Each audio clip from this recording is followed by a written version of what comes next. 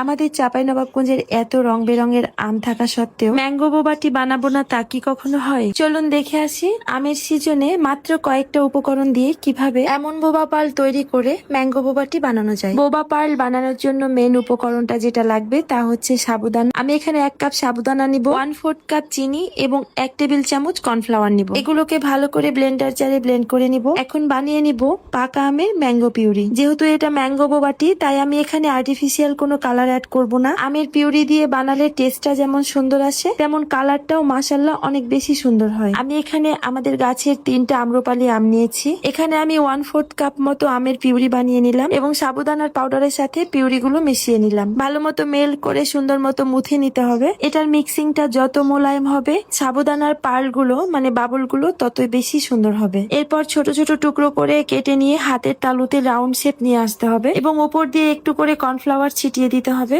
যাতে একটার সাথে একটা না লেগে যায়। এইভাবে কেটে নিলে একটা সুবিধা হয় যে সমস্ত বোবা পার্ল গুলো একই সমান হয় এবং দেখতেও মাশাআল্লাহ অনেক বেশি সুন্দর লাগে। সবগুলো বোবা পার্ল বানানো শেষ হয়ে গেলে আমি এখন ফুটন্ত পানিতে বোবা পার্ল গুলো ছেড়ে দিব এবং টানা 10 মিনিট মতো ঢাকনা দিয়ে সিদ্ধ করে নিব। অবশ্যই খেয়াল রাখতে হবে পানি ফুটন্ত অবস্থায় বোবা পার্ল ছাড়তে হবে, তাহলে সবগুলো একটার সাথে একটা লেগে গিয়ে একদম বাজে অবস্থা হয়ে যাবে। একেবারে দানা দানা সুন্দর মতো বোবা পার্ল গুলো সিদ্ধ হয়ে গেছে। একবার ভালোভাবে নেড়ে চেড়ে দিয়ে বোবা পার্ল গুলো ছাঁকনি দিয়ে ছেঁকে নিতে হবে। আমি এখানে সামান্য একটু লবণ অ্যাড করেছিলাম যাতে একটু সুস্বাদু লাগে এবং তাড়াতাড়ি সিদ্ধ হয়ে যায়। এখন ঠান্ডা পানিতে ধুয়ে নিতে হবে যাতে গায়ে গায়ে না লেগে যায়। একটা পাতিলে নিয়ে নিব 1/4 কাপ আমের পিউরি, 1/4 কাপ চিনি, এবার নিব 1/4 কাপ মতো পানি। এগুলো একসাথে মিক্স করার পর চুলাটা জ্বালিয়ে দিব। 5 মিনিট মতো চুলায় জাল করে নিব এবং নেড়ে নেড়ে ম্যাঙ্গো ক্যারামেল তৈরি করে নিব। ম্যাঙ্গো ক্যারামেল তৈরি হয়ে গেলে ছেঁকে রাখা বোবা পার্ল গুলো এক এক করে দিয়ে দিব। মাশাআল্লাহ বোবা পার্ল গুলো খুব সুন্দর মতো সিদ্ধ হয়ে গেছে, দেখেই বোঝা যাচ্ছে এবং খুব সুন্দর ঝরঝরে হয়েছে। বোবা পার্ল সম্পূর্ণভাবে রেডি হয়ে গেছে।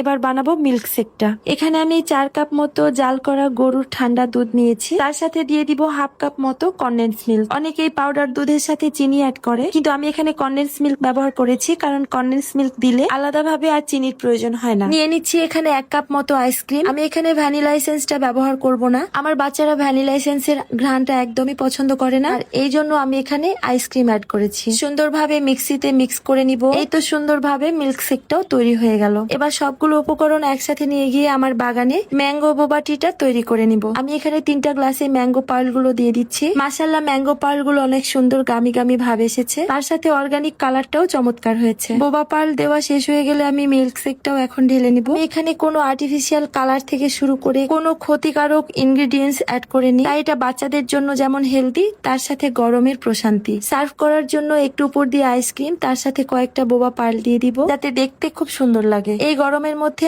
আম অনেকেই খেতে চায় না, কিন্তু আম দিয়ে বানানো এমন একটা ঠান্ডা ঠান্ডা মিল্ক শেক যদি হাতের কাছে থাকে তাহলে বাচ্চা থেকে বড়রা সবাই অনেক মজা করে আনন্দ করে তৃপ্তি সহকারে খাবে। বানিয়ে ফ্রিজে রেখে দিবেন, অফিস থেকে আসার পর ভাইয়াদেরকে 1 কাপ দিবেন। এখন যেহেতু আমের সিজন চলছে আর সবাই যাতে বানাতে পারে এই জন্য টাইম লাইনে শেয়ার করে রেখে দিবেন আর অবশ্যই কমেন্টে জানাবেন কেমন হয়েছে। আজকে এখানেই শেষ করছি। আসসালামু আলাইকুম।